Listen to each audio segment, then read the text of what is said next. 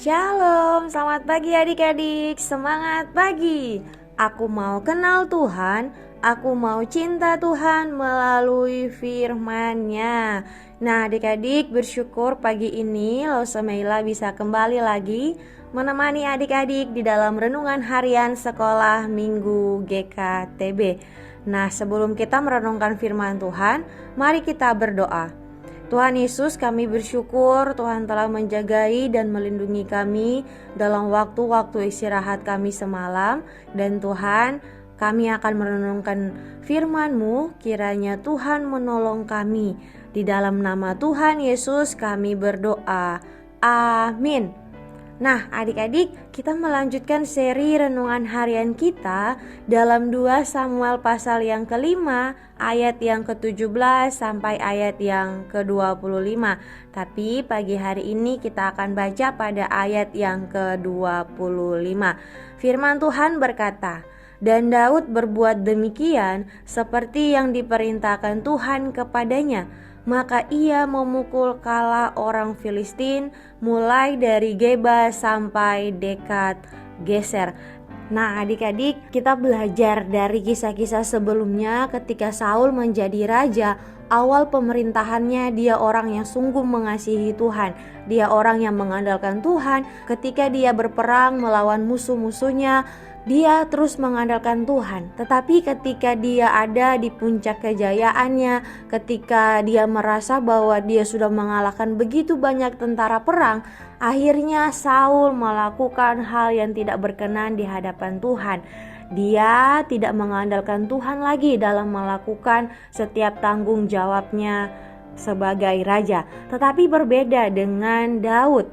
Adik-adik, Daud walaupun dia sudah mengalahkan begitu banyak tentara-tentara perang, ketika dia sebelumnya berhasil merebut Yerusalem dari orang Yebus, bahkan membangun Sion sebagai tempat kediamannya, Daud tetap meminta petunjuk Tuhan ketika menghadapi orang Filistin. Sudah 2 kali bangsa Filistin ini menyerang Daud untuk menangkap dia.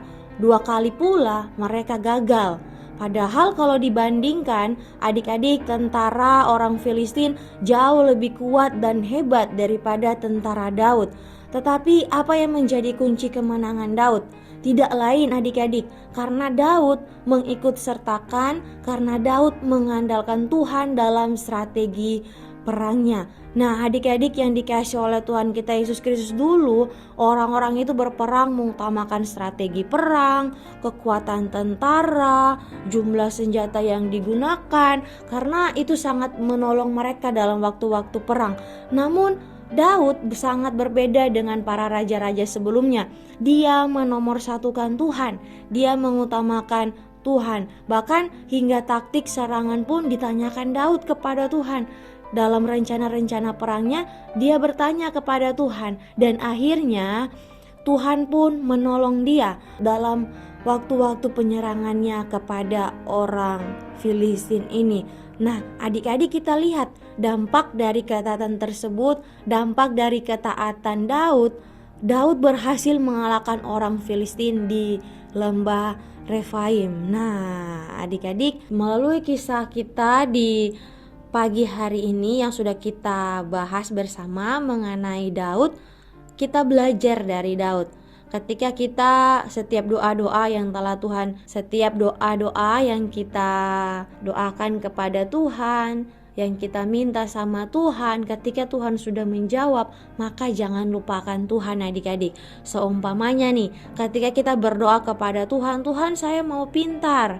Nah ketika Tuhan sudah memberikan kepintaran, maka kita lupa sama Tuhan. Ketika kita sudah menjadi anak yang pintar, kita sudah tidak mau mengandalkan Tuhan lagi, sudah tidak mau berdoa lagi sama Tuhan, tidak mau lagi bersyukur sama Tuhan. Nah adik-adik, kita belajar untuk terus mengandalkan Tuhan. Sekalipun Tuhan sudah menjawab doa-doa kita, sekalipun apa yang kita minta sama Tuhan, Tuhan sudah kasih, tetaplah mengandalkan Tuhan. Jangan andalkan kekuatan kita sendiri, karena seperti Daud, ketika dia mengandalkan Tuhan, Tuhan terus memimpin dia karena dia mau mengandalkan Tuhan. Demikian juga dengan kehidupan kita, mari kita andalkan Tuhan terus di dalam kehidupan kita. Walaupun tampaknya Tuhan sudah menjawab doa-doa kita, Tuhan sudah memberikan apa yang kita inginkan, Tuhan sudah memberikan kepintaran kepada kita, Tuhan sudah memberikan kita kecukupan hari lepas hari, tetapi kita perlu mengandalkan Tuhan di hari-hari kehidupan kita.